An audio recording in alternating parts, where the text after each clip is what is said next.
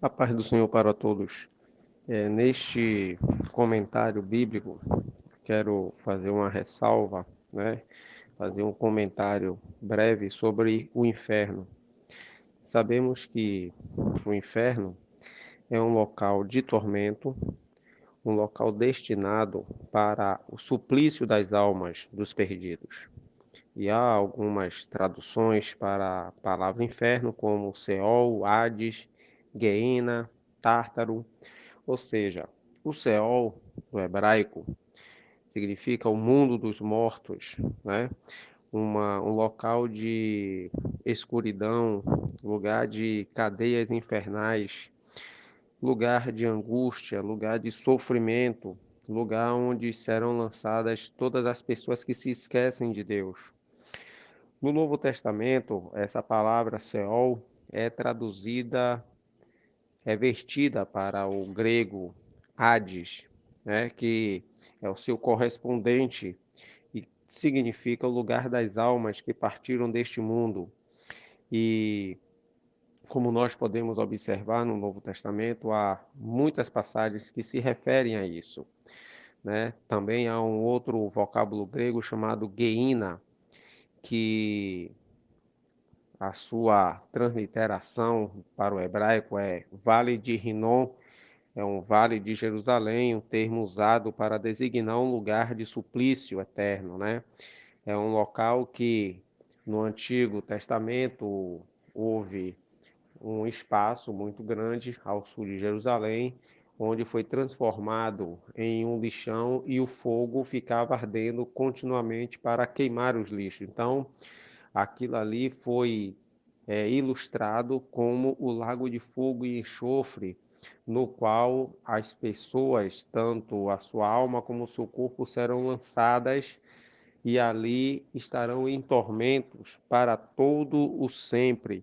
Como nós bem podemos ver no livro do Apocalipse, no capítulo 20, no versículo 10 diz: E o diabo que os enganava foi lançado no lago de fogo e enxofre, onde está a besta e o falso profeta, e de dia e de noite serão atormentados para todo sempre.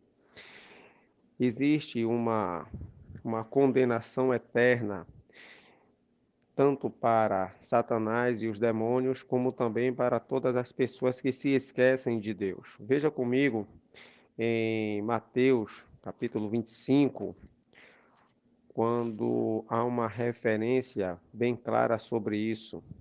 Em Mateus capítulo 25, a partir do versículo 31, quando a epígrafe diz o fim do sermão profético, a vinda eterna e o castigo eterno.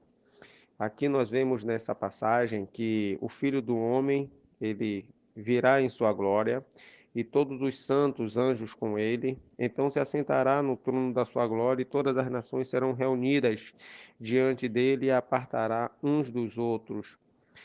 Observe que no versículo 41, quando depois de Jesus ter dito muitas coisas, observe que está escrito desta maneira: Então dirá também aos que estiverem à sua esquerda: Apartai-vos de mim, malditos, para o fogo eterno, preparado para o diabo e os seus anjos. Observe que ele vai lançar as pessoas que estiverem à sua esquerda para um local aonde está Satanás e os demônios, os anjos caídos. Logo, o inferno é real, o inferno é um lugar de tormento, um lugar de punição eterna, que não foi criado para o homem, foi criado para o diabo e os seus anjos, mas todos aqueles, como está escrito no Salmo de número 9, versículo 17, todos aqueles que se esquecem de Deus serão lançados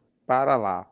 No livro de Jó, há uma referência importante no capítulo 10, quando Jó designa o seguinte: capítulo 10 do seu livro, no versículo 22, diz assim: Antes que me vá para nunca mais voltar à terra da escuridão e da sombra da morte, terra escuríssima como a mesma escuridão, terra da sombra da morte e sem ordem alguma, e onde a luz é como a escuridão. Observe que já no livro de Jó há uma referência sobre o local, o inferno, né? Que em hebraico é Seol, um local de terra vazia, um lugar sombrio, ou seja, onde há consciência ali naquele local. Algumas religiões entendem que o inferno é um local de temporário em que as pessoas vão, mas são aniquiladas, deixam de existir. Outras religiões ensinam que o inferno não existe, não pode haver um local de tormento, né? Como, por exemplo, nós podemos ver aqui no capítulo 16 do Evangelho de São Lucas, a partir do versículo 19 a 31, existe aqui um fato interessantíssimo em que um relato, né, que foi falado por Jesus, e aqui é sintetizado uma questão de um sofrimento. Duas pessoas, né, um chamado Lázaro e o outro não há o seu nome registrado, apenas é chamado de o rico, que vivia regaladamente, vivia de uma maneira é, muito confortável, porém avarento. Ele tinha uma vida esplendidamente, mas era um tipo do homem que vivia somente pensando nas suas riquezas, pensando em si.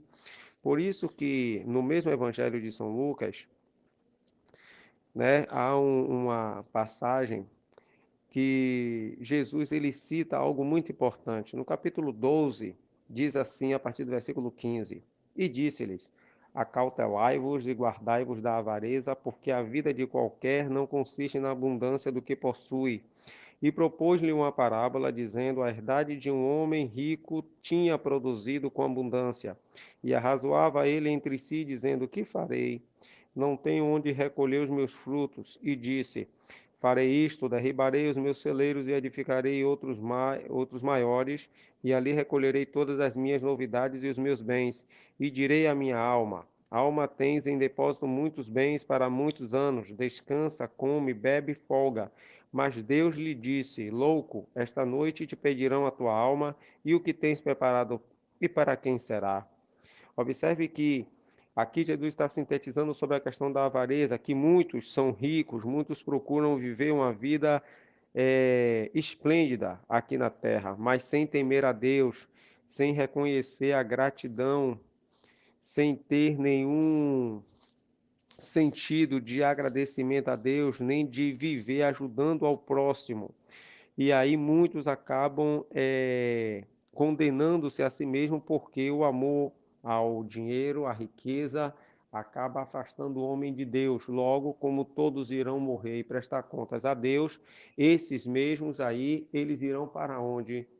Visto que não receberam a Jesus como Senhor e Salvador de suas vidas. Como eles não alcançaram o perdão dos seus pecados, logo eles irão para o inferno, porque só existem dois lugares, ou o céu, o reino celestial, ou o inferno, como Jesus bem sintetizou no Evangelho de São João, capítulo 5, a partir do versículo 28, 29, quando diz o seguinte: que muitos ressuscitarão para a vida eterna e outros para a condenação eterna. No capítulo 3 do Evangelho de São João, quando há uma descrição, é um texto importantíssimo que diz assim, e é bem conhecido: porque Deus amou o mundo de tal maneira que deu o seu Filho unigênito para que todo aquele que nele crê não pereça, mas tenha a vida eterna. Nós vemos que essa vida eterna é concedida por Jesus, mas se há vida eterna, também há uma condenação eterna. E é isso que nós vamos ver um pouco aqui. Também existe o local chamado Tártaro, do grego é um local, dentro do conceito grego, um local muito mais profundo do que o Hades. Ali estão reservados alguns seres angelicais, né, de grande poder de destruição, que estão encarcerados até um certo tempo, né? Então, nós vemos que dentro da mitologia grega, esses demônios são chamados de titãs, como nós bem já vimos em alguns filmes, né, que sintetizam isso daí. O inferno é o lugar preparado para o diabo e seus anjos, e o lugar para onde se destinam as almas dos ímpios e de todos que rejeitam o plano de Deus para a sua salvação. A palavra inferno, que vem do latim infernus, significa lugar inferior, né? Foi usada por Jerônimo na sua tradução chamada Vulgata Latina para traduzir do hebraico a palavra Seol do Antigo Testamento e do grego as palavras Geina, Hades, Tártaros e Abissos. O Hades é o equivalente do hebraico, Seol, é o estágio intermediário dos mortos, o lugar onde eles estão aguardando em estado de consciência o dia do juízo, quando todos os mortos do Hades, juntamente com eles, serão lançados no lago de fogo. A morte e o inferno deram os mortos que neles havia e foram julgados, cada um segundo as suas obras, e a morte e o inferno foram lançados no lago de fogo. Observe que o Hades é um local temporário, aonde os ímpios morrem. Desde Caim até as pessoas que morrem nos dias atuais, sem a salvação em Jesus, elas estão sendo lançadas no inferno. Porque há um processo da morte nesse sentido. O corpo vai voltar ao pó. O espírito, que é o fôlego de vida, vai voltar a Deus. E a alma? A alma ela vai para o Hades. É por isso que no capítulo 16 do Evangelho de São Lucas, Jesus, citando esse fato, ele diz o seguinte, dentro de uma colocação bem ilustrativa, apesar daquele fato ser real, porque o texto em Lucas capítulo 16, né, quando no versículo 19 começa esse fato, repare que no versículo 19 diz assim: ora, havia. Aqui o verbo é haver, de existir. Então é algo real, mas só que, claro que dentro desse texto aqui, existem algumas colocações ilustrativas, algumas hipérboles, algumas metáforas também para ilustrar alguns pontos. Mas sabemos que quando diz assim, que versículo 22, e aconteceu que o mendigo morreu e foi levado pelos anjos para o seio de Abraão. Observe que após a morte segue-se o juízo. Aqui é dito que Lázaro morreu. Se o corpo vai voltar ao pó e o espírito volta a Deus, o que foi levado pelos anjos para o seio de Abraão, que é o local, o paraíso, para onde é contextualizado dentro do idioma semítico dos judeus, a alma. Então, há um estado de consciência sim.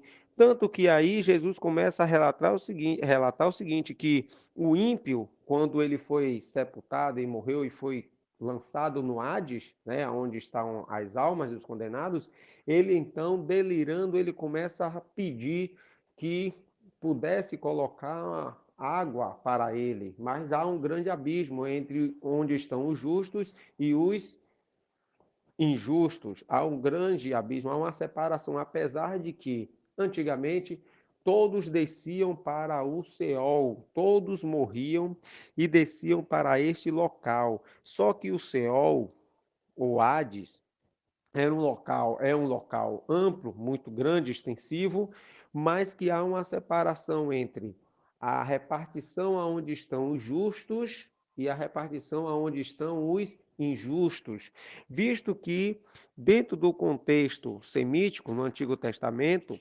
todos os homens daquele período, eles acreditavam em uma vida consciente após a morte. Veja que em Gênesis capítulo 37, versículo 35, está escrito assim: pois descerei pranteando para o meu filho ao Seol. No capítulo 42, versículo 38, está escrito: então certamente farieis meus cabelos grisalhos descer com pesar ao Seol. Já em Números, capítulo 16, versículo 30, diz: E o solo tiver de abrir a sua boca e tragar, tanto a eles como a tudo que lhes pertence, e tiverem de descer vivos ao Seol. Já em Jó, no capítulo 11, versículo 8, diz: É mais profunda do que o Seol. Observe que todos os conceitos do Antigo Testamento, as pessoas acreditavam numa vida após a morte. Sabia que o Seol era um local de consciência, tanto que para ali iriam as almas daqueles que morriam. Só que há uma separação, como nós sabemos aqui. E aí temos que entender que os justos do Antigo Testamento ficavam em uma região superior e os ímpios condenados no Hades ficavam numa região inferior. Por que isso? Porque dentro desse capítulo 16 podemos ver que o rico ele ergue os olhos. Se ele ergue os olhos, o seu olhar para cima significa que ele estava numa parte de baixo. E aí vemos que o Hades, o Seol, tem essa separação, mas que hoje já não é assim. Por que não é assim? Porque após a morte de Jesus, Jesus mudou esta situação. Veja comigo no capítulo 4 do, da Epístola aos Efésios, né? Capítulo 4 da Epístola aos Efésios, a partir do versículo 8 diz assim: Pelo que diz, subindo ao alto, levou cativo o cativeiro e deu dons aos homens. Ora, isto ele subiu, que é, senão que também antes tinha descido às partes mais baixas da terra. Aquele que desceu é também o mesmo que subiu acima de todos os céus para cumprir todas as coisas. Observe que Jesus, ao morrer, ele desceu às partes mais baixas da terra, ele foi até o Hades. Chegando lá no Hades, ele então anunciou, proclamou a sua vitória. Ele não pregou o evangelho, porque alguns confundem isso, baseando-se na epístola de São Pedro, né? Quando está escrito de uma maneira que as pessoas acham que vai haver uma segunda oportunidade. Não vai haver nenhuma segunda oportunidade. Na primeira epístola de São Pedro, no capítulo 3, diz assim, no versículo 19: No qual também foi e pregou aos espíritos em prisão, os quais em outro tempo foram rebeldes quanto à longanimidade de Deus, esperava nos dias de Noé, enquanto se preparava a arca na qual poucas, isto é, almas se salvaram. Observe que Jesus indo para o inferno, ao Hades, e pregar aos espíritos em prisão, significa o seguinte, que ele foi proclamar, anunciar sua vitória, porque o vocábulo grego querisso significa proclamar, anunciar. Ele não foi pregar no sentido de arrependimento, visto que a palavra de Deus fala em Hebreus capítulo 9,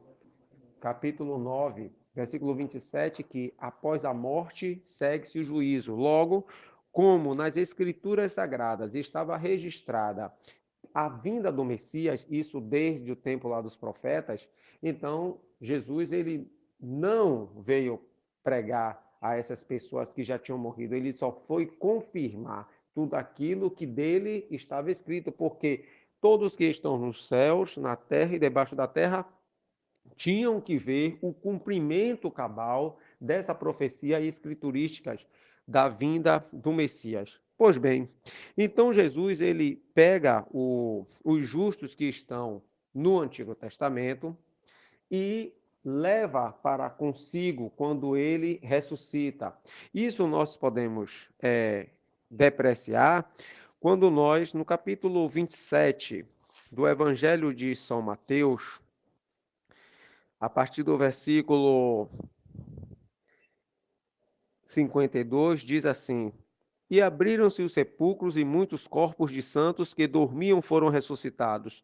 E saindo dos sepulcros, depois da ressurreição dele, entraram na cidade santa e apareceram a muitos. Ora, esses que foram ressuscitados, é claro, foram justos do Antigo Testamento, que vieram com Jesus. Logo, aonde era designado o seio de Abraão no Antigo Testamento, o lugar verdejante, o paraíso, agora situa-se no terceiro céu, aonde Jesus está.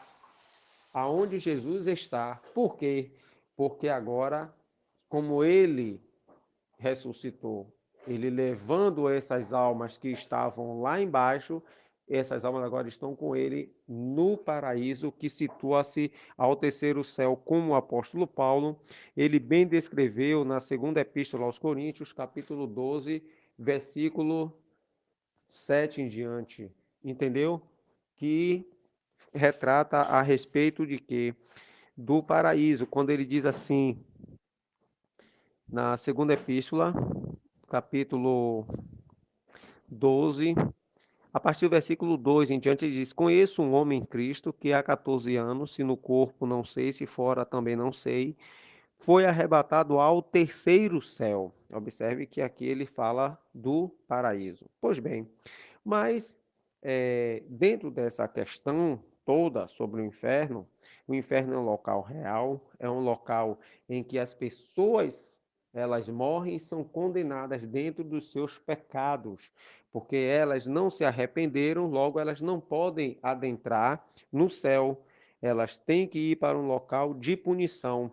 Ou seja, o Hades é o local em que as pessoas, as almas das pessoas são lançadas e esperam até o momento, ou esperarão até o momento do juízo final, né? Quando no fim dos tempos, todas as almas que ali se encontram irão unir-se aos seus corpos respectivos que foram transformados em pó, e aí juntamente serão lançados no lago de fogo e enxofre, aonde é a segunda morte. Morte ali vem do grego thanatos, que significa separação, e não o vocábulo grego ketílio, que significa destruição. Logo, existe sim uma consciência eterna de sofrimento contínuo. As almas das pessoas que ali forem lançadas, elas irão lamentar-se profundamente por não ter recebido o evangelho da graça de Deus através de Jesus Cristo para a salvação e perdão de suas almas. Porque Jesus, quando iniciou a sua pregação, ele disse: arrependei-vos e crede no evangelho, porque o fim está próximo. Ora, Jesus ele falou muito da questão do inferno, muito da condenação. Ele não quer que o homem vá para lá. O homem é que decide, ele opta, ele escolhe ir para lá. Por quê? Porque os seus atos o condenam, visto que Deus julgará cada um segundo os seus próprios caminhos, né? Veja que em Mateus capítulo 10, versículo 28, Jesus disse: Temei aquele que pode lançar tanto a alma como o corpo no inferno. E ali Jesus está se referindo ao lago de fogo e enxofre. Pois bem, nós vemos também que o Hades não é uma sepultura como muitos ensinam. Quando morre um justo, o homem interior, ou seja, a alma, vai para a presença de Deus enquanto o corpo é sepultado. Porque lá em Eclesiastes está escrito: e o pó volte à terra como era, e o espírito volte a Deus que o deu. Nós temos que entender que a Geina, né, vem do hebraico Guerrinon, que é correspondente ao Antigo Testamento, o Vale de Rinom, diz respeito a um lugar chamado de Vale dos Filhos ou do Filho de Rinom, que era localizado ao sul de Jerusalém, e este termo passará pelo Vale do Filho de Rinom, da banda dos Jebuseus do sul. Esta é Jerusalém, e subirá esse termo ao cume do monte. Isso está descrito em Josué, capítulo 15, versículo 8. Nesse vale eram sacrificadas crianças em ritual pagão, num lugar chamado Tofete, como nós lemos o seguinte: e edificaram os altos de Tofete, que está no vale do filho de Rinom, para queimarem seus filhos e suas filhas. Isso podemos compreender ou podemos conferir no livro de Jeremias, capítulo 7, versículo 31. Aqui alguns reis de Israel sacrificaram a ídolos, e dentre eles até o próprio rei Salomão. O rei Josias, porém, fez uma devassa no local, fazendo dele um lugar de lixo. E dentro dessa questão de lixo é que hoje são aplicados essa questão, esse símbolo, né, essa ilustração escatológica como o lago de fogo e enxofre, que desde a era interbíblica que esse local já tinha uma relação com o castigo dos ímpios. Alguns rabinos aplicaram Rinom ao inferno de um fogo escatológico, né, que é identificado como lago de fogo, que está no livro do Apocalipse.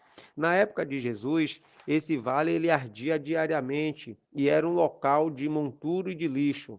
Mas o Senhor Jesus empregou essa palavra no sentido de condenação eterna no lago de fogo e enxofre. E ele usa as expressões fogo eterno como um sinônimo de Geina, o inferno, né? Podemos ver em algumas versões dos evangelhos de São Mateus, de São Marcos, sobre isso daí.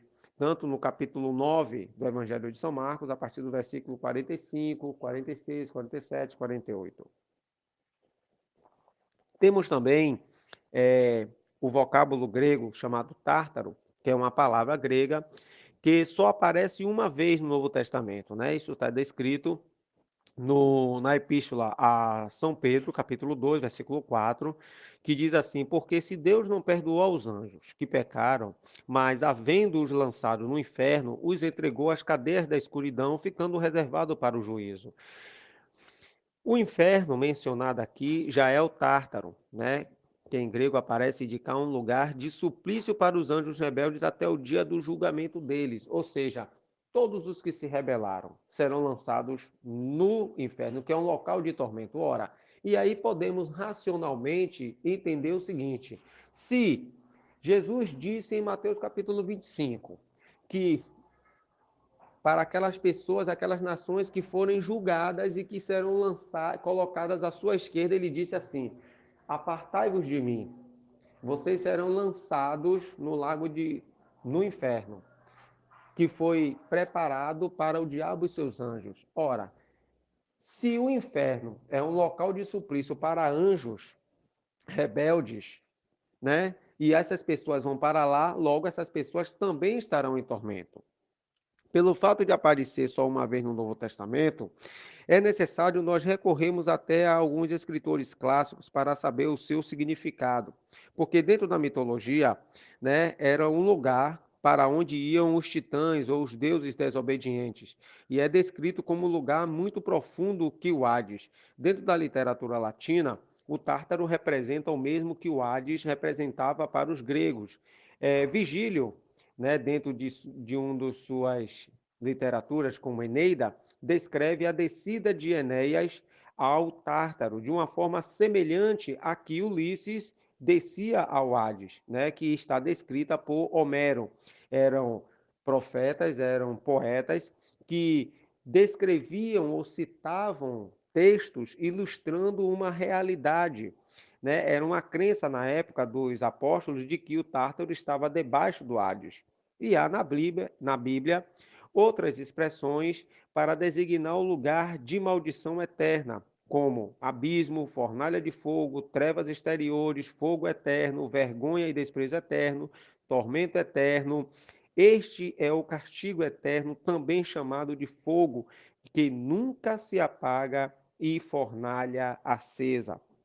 Vemos aqui, para finalizarmos, que no século XVI, alguns reformadores protestantes, tais como Martinho Lutero e João Calvino, entenderam que o tormento ardente do inferno simbolizava passar a eternidade separados de Deus. Veja que lá na primeira epístola aos Tessalonicenses, né, nós podemos ver no capítulo 1,